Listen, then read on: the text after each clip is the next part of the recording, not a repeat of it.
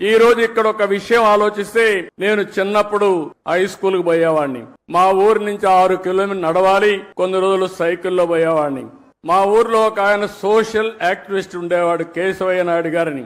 ఆయన పని ఎక్కడన్నా అడవుల్లోకి మేకలు వచ్చినా, అటవీ సంపద ఎవరన్నా కొట్టేస్తా ఉన్నా పిటిషన్లు పెట్టి యాక్షన్ తీసుకునే కార్యక్రమం చేసేవాడు. ఆ రోజు ఒక రోజు మేము వెళ్తా ఉంటే మమ్మల్ని అందరినీ పిలిచి, ఇది కాపాడాలి, మీ సహకారం కావాలని చెప్పి మా దగ్గర ఫారెస్ట్ ఆఫీసర్లకు ఫోన్లు చేపించాడు, మా దగ్గర లెటర్లు పెట్టించాడు. దానివల్ల ఫారెస్ట్ ఆఫీసర్లు వచ్చి ఇమీడియట్ గా యాక్షన్ తీసుకునేవాళ్లు.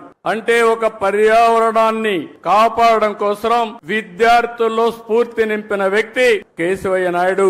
అలాంటి వ్యక్తి ఇప్పుడు కూడా నాకు జ్ఞాపకం ఉంటాడని చెప్పి మీ అందరికీ తెలియజేస్తున్నా.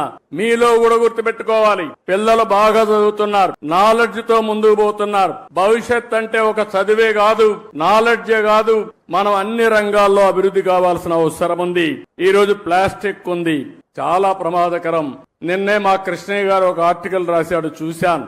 అడవుల్లో ఉండే ఏనుగులు కూడా ప్లాస్టిక్ తిని చనిపోతే దాన్ని పోస్ట్ మార్టం చేసి కొన్ని కేజీలు ప్లాస్టిక్ పేరుకుపోయింది. అంటే ఎంత ప్రమాదం మీరు ఆలోచించండి. ఈ రోజు మనం తినే తిండి కూడా ప్లాస్టిక్ అంతా ఉపయోగించిన తిండి మనం తింటున్నాం. మన పొలాలకేసి అవి అదే విధంగా తయారయ్యే పరిస్థితి వచ్చింది. మన పశువులు కూడా ఈ ప్లాస్టిక్ ఇవన్నీ తిని ఆ పాలు మనం తాగుతున్నామంటే ఎంత వాతావరణాన్ని కాలుష్యం చేస్తున్నామో మనం గుర్తుపెట్టుకోవాల్సిన అవసరం ఉంది. అందుకే ఈ ప్రభుత్వం స్పష్టంగా స్వచ్ఛ ఆంధ్రప్రదేశ్ 3వ శనివారం నిర్వహిస్తున్నాం. నేను ఒకటే మీకు హామీ ఇస్తున్నా, రాష్ట్రంలో ఎక్కడ కూడా చెత్త కాదు, చెత్త నుంచి సంపద సృష్టించే అవకాశం మనకుందని చెప్పి కూడా నిరూపిస్తామని మరొక్కసారి మీ అందరికీ విజ్ఞప్తి చేస్తున్నాను. అందుకే ఈ రోజు చూస్తే గుంటూరులో మీరు చూస్తున్నారు, చెత్త నుంచి ఎనర్జీ కరెంట్ ఉత్పత్తి చేసే ప్లాంట్ పెట్టాం, విశాఖపట్నంలో పెట్టాం. ఇప్పటికే అన్ని ప్లాంట్స్ పెట్టి కంప్లీట్ చేసేవాళ్ళం, కానీ గడిచిన ప్రభుత్వం దీనిపైన కూడా సీత కన్నేశారు. దీనివల్ల ఇబ్బంది పడ్డాం.